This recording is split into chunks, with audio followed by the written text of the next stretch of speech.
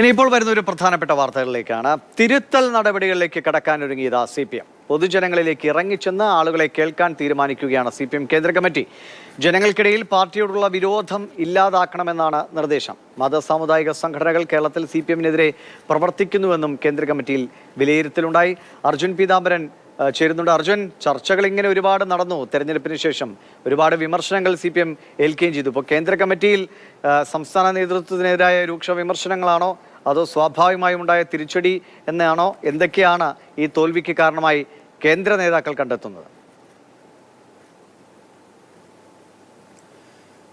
രൂക്ഷ വിമർശനത്തിന്റെ സ്വരം തന്നെയാണ് നിലവിലെന്തായാലും ഇന്ന് പൂർത്തിയായ കേന്ദ്ര കമ്മിറ്റിയിൽ നിന്നും ഉയരുന്നത്. അതിനപ്പുറത്തേക്ക് തിരുത്തൽ നടപടിയിലേക്ക് കടക്കാൻ വേണ്ടിയിട്ടുള്ള നിർദ്ദേശങ്ങളും എത്തിക്കഴിഞ്ഞിട്ടുണ്ട്. നേരിട്ട് ഈ കേരളത്തിലേറ്റ തിരിച്ചടി അതിന്റെ തിരുത്തൽ നടപടിയിലേക്ക് എവിടെ പിഴവ് സംഭവിച്ചു, എങ്ങനെ തിരുത്തണം എന്നുള്ള കാര്യം നേരിട്ട് കേന്ദ്ര കമ്മിറ്റി വിലയിരുത്തി അതിനുശേഷം മുന്നോട്ട് പോകാൻ വേണ്ടിയിട്ടുള്ളൊരു തയ്യാറെടുപ്പ് ആ ഒരു നിർദ്ദേശത്തിലേക്കാണ് എന്തായാലും ഇപ്പോൾ ഇന്ന് പൂർത്തിയായിട്ടുള്ള കേന്ദ്ര കമ്മിറ്റി എത്തിയിരിക്കുന്നത്. നേരത്തെ സംസ്ഥാന കമ്മിറ്റിയിലും അതുപോലെ തന്നെ ജില്ലാ കമ്മിറ്റികളിലെല്ലാം തന്നെ ഈ പിണറായി വിജയന്റെ അടക്കം പേരെടുത്ത് വിമർശനം ഉയർന്നിരുന്നു.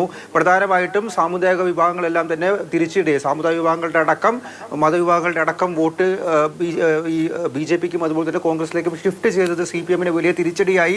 അതുപോലെ തന്നെ താഴെത്തട്ടിലുള്ള വികാരം CPM-ന് എതിരായിരുന്നു എന്നുള്ള കാര്യം തിരിച്ചറിയാനായിട്ട് പലപ്പോഴും സാധിച്ചില്ല എന്നുള്ള കാര്യങ്ങളടക്കം ചൂണ്ടിയുള്ള ഒരു വികാരം അല്ലെങ്കിൽ അത്തരത്തിലുള്ള നിർദ്ദേശങ്ങളും വിമർശനങ്ങളും ഉയർന്നു. അതിനപ്പുറത്തേക്ക് കേരളത്തിലെ CPM നേതൃത്വം കമ്മ്യൂണിസ്റ്റ് ആശയങ്ങളിൽ നിന്നടക്കം വ്യതിചലിച്ചു പോയി.